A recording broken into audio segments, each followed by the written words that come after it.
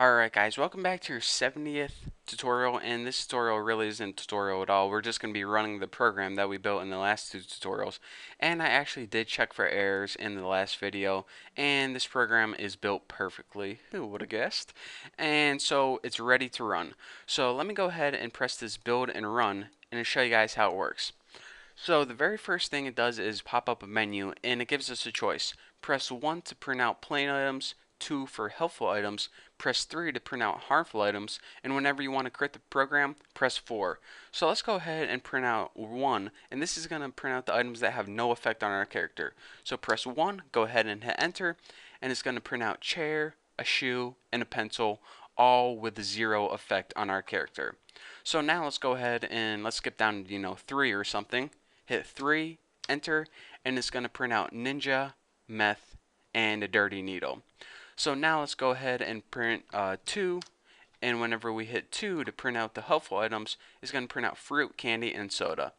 And now let's go ahead and press 4 to quit the program, and our program is going to end with an execution time of 49 seconds. How awesome is that? So one thing that I want to do, because it's just going to annoy me, is I want to add a new line right there and right there. So now whenever you run the program, it's going to, it just makes everything not bunched up into one line. So if you go ahead and hit 2, you can see that, it makes it a little bit better.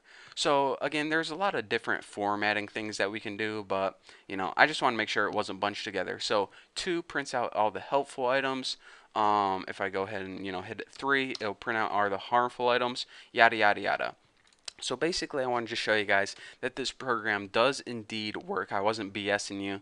And this is how you can build a program that works awesomely with a file, in this case, the object file or the objects.txt file. So let me talk you through how this program works one last time. The very first thing I want to mention is whenever you're building a program that takes a bunch of different functions, make sure to prototype your functions first and foremost. If you don't prototype your functions like this and try to run it, you're going to get an error message because it's going to come across this function and it's not going to understand what it means. So that's why you need to prototype your function. So once you have your functions prototype, let me run this, get that error message out of the way. Now that you have your function prototype, I'll tell you guys how this program works. The very first thing we wanted to do was display a menu to the user. And we wanted them to enter a number 1, 2, 3, or 4 depending on their menu choice. So what we did is we built a function to display that menu named getWhatTheyWant, and we took whatever they entered and we stored it in a variable called choice. And what this function did is it returned that variable choice, so it basically stored that number, either 1, 2, 3, or 4, in the variable what they want, because this number tells us what they want.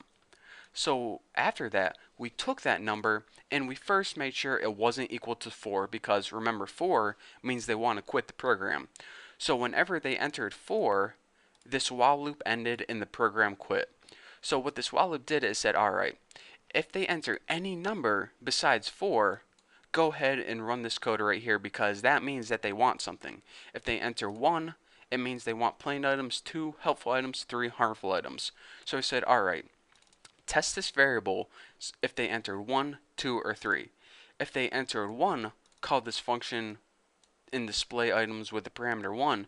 If they enter 2, it means they want helpful items, so we're going to call display helpful items. And if they enter 3, we're going to pass in 3 on this display items function. So you're saying, alright, so the display item function obviously displays the proper items to them. So say we passed it the variable 2. Well, it calls the display items function with the parameter 2.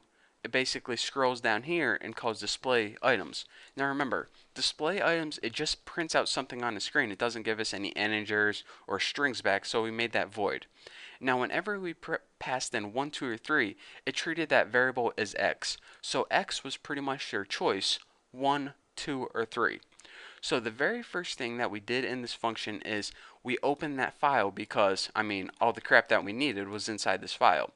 So we opened that file and then we made 2 variables. We made a name variable to store the name of the object, and we made a power variable to store how much power that object had, whether it's 0, negative, or positive.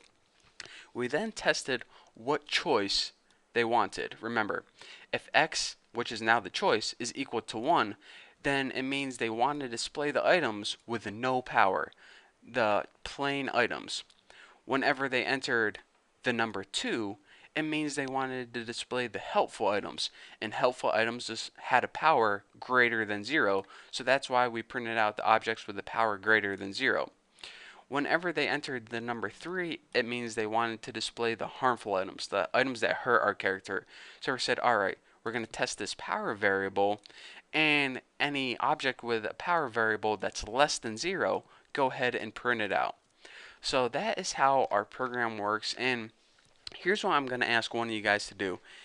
You guys probably want all the source code for this, so actually what I'm going to do is I'm going to go ahead and copy this and post it in my forum under the C++ section.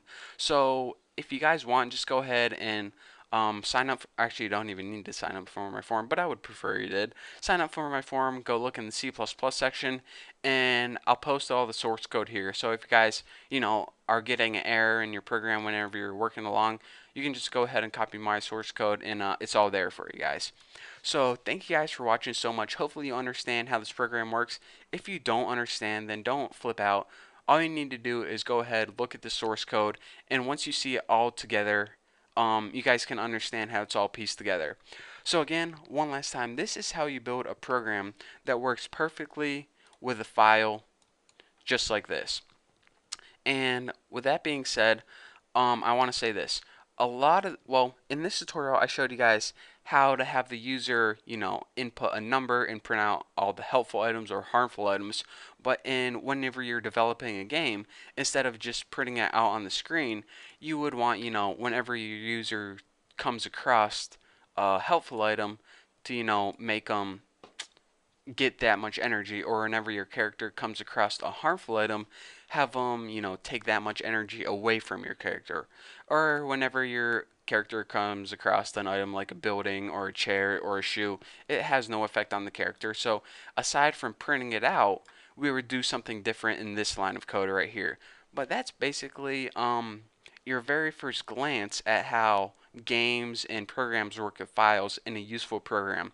So I'm glad I could teach this tutorial, finally make a program that's useful instead of teaching guys just the core concepts.